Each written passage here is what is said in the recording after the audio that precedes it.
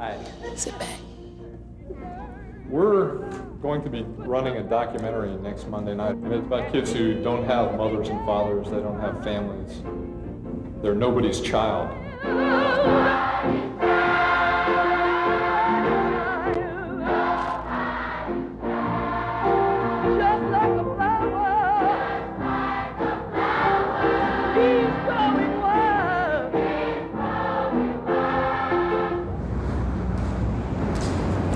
Good evening.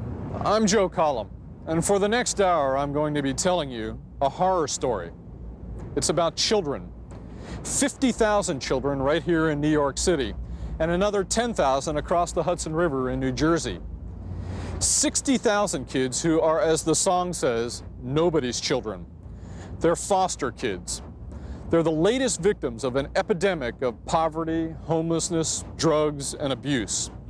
For the past 4 months, the Channel 9 ITeam has been investigating the massive bureaucracy that was designed to care for and protect those children.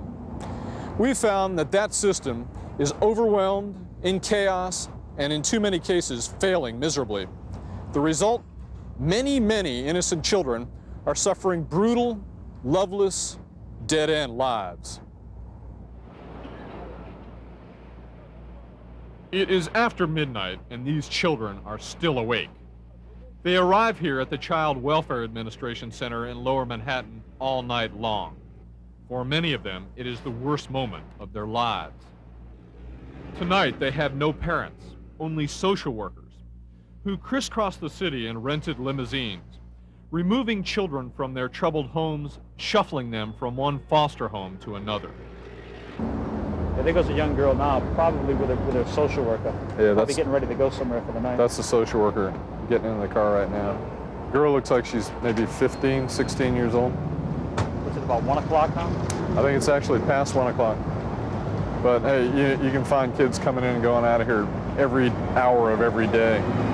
3 years ago, there were only 17,000 kids in the foster care. I say only, but that's a lot of kids. Today, there's 50,000, more than 50,000 kids. It's more than tripled in the past 3 years. It's a lot of kids, a lot of kids. What did I do before when I was a runaway, Billy? 17-year-old Michelle is a product of the foster care failure. After years in the system, she ran away from her last foster home 3 months ago. Now she spends her nights walking here along the West Side Highway in Lower Manhattan. This is kind of a way of making money, I guess you could say, being out like this. You know, picking up guys and stuff like that. Michelle is now homeless, living in an abandoned house with friends. But she says she would rather be here working the streets than back inside a system she hated. No, I never felt they were looking out for me at all. They just wanted to get me out of their way, you know. Let me, you know, get through the system and, you know, let me go. I don't care what kind of facilities they'll give me or any kind of help they'll give me, I won't go near them. Because I'm not going to be thrown around like a ping pong ball anymore. 5 years of torture. Without your mother. Without your family. It's just torture. This is Bill. He knows what foster care can do to a kid. It happened to him. He's got 4 brothers and a sister. Their mother became ill when they were all very young. They ended up in foster care, split apart, and Bill says trapped for 5 years. See, foster care is like this. You're a piece of paper, and that's all you are. Put you with everybody else. They'll leave you there for years. They don't care. Bill is out now and back with his family, but the experience has left him scarred. He says he was moved in and out of so many different foster homes, he lost count. There's so many of them. I've been in lots. I've went to one, changed in another one, I changed in another one. I felt like unsure about everything. Like I wasn't no good to nobody. Like I couldn't do nothing for myself because I didn't have a family. I didn't have a real family. Perhaps foster care's greatest failure is that it turns children into vagabonds, bouncing them from home to home to home, giving them the sense they are adrift in life, alienated, unattached. with nobody or no place to call their own. Some kids will be bounced around 3 times, 4 times in a week. In a week? In a week. They go to different homes? Different homes. Some will be bounced around more than 5 times. And these kids, this goes on and on and on and on and on. Ronald McCall has lived in 36 different homes. At 14 years of age, he is shy and timid. When he speaks, it's in a near whisper. I just, thought that nobody out there loved me no more, that I couldn't make it, that I was a nobody. McCall became a foster child before his first birthday, abandoned by his drug-addicted mother in Newark. Since then, his life has consisted of moving in and out of an almost endless succession of homes. Some days I just got on my knees and prayed. Prayed for what? Prayed that I come home, be with my family again. The boy's been in 36 homes. He's been in homes where people have abused him. He's been in homes where people have hit him with sticks and beat him with extension cords. Ronald McCall's brother Daryl has himself lived in 24 different New Jersey foster homes. Now 20, he credits the Army with saving him, but he's not sure his brother will be so lucky. He's very spiteful and very mean. He likes to fight. He likes to show his anger on someone else. He wants other people to feel his pain. For Ron McCall, the pain just keeps getting worse. Shortly after our interview, McCall was arrested in a stolen car. Now he's here at the State Training School for Boys, one of New Jersey's largest juvenile prisons, and the 39th stop on 14-year-old Ronald McCall's tour of the system. I don't like it. 6-year-old Danielle's tour of the system has had only 4 stops so far. This is the story of her 5th. I keep eating the more you get. Danielle and her half-brother, Atreyu, are the foster children of Mindy Montalbano, a divorced mother of 1 son, Jonathan.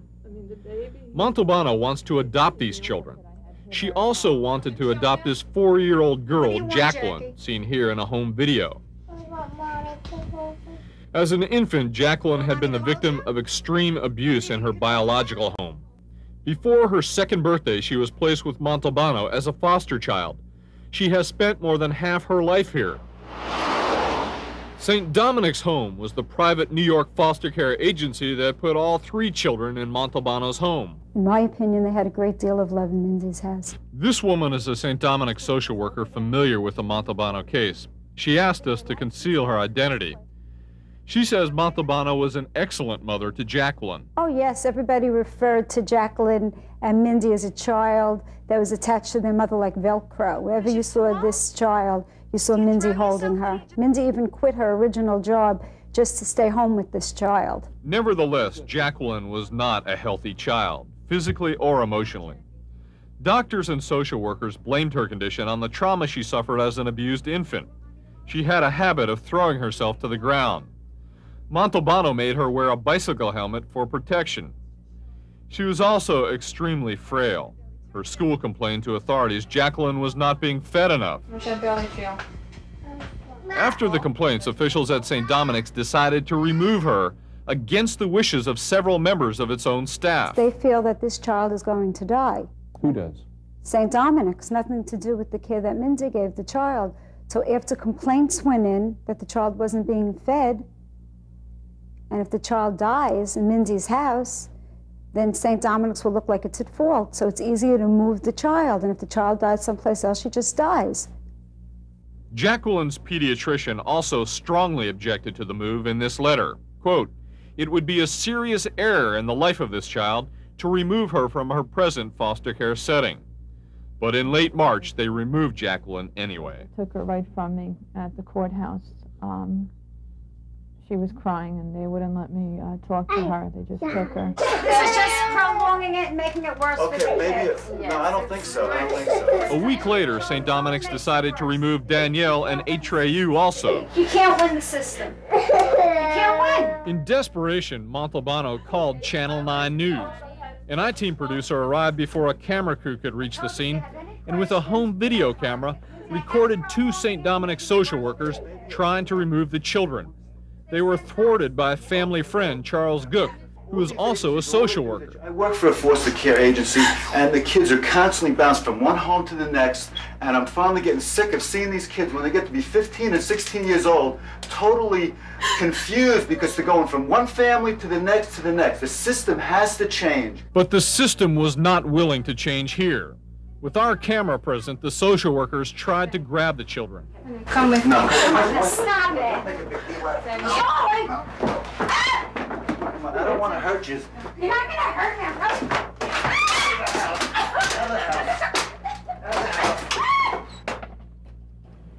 Thrown from the house, the social workers leave, shaken and empty-handed. Inside, Montalbano waits.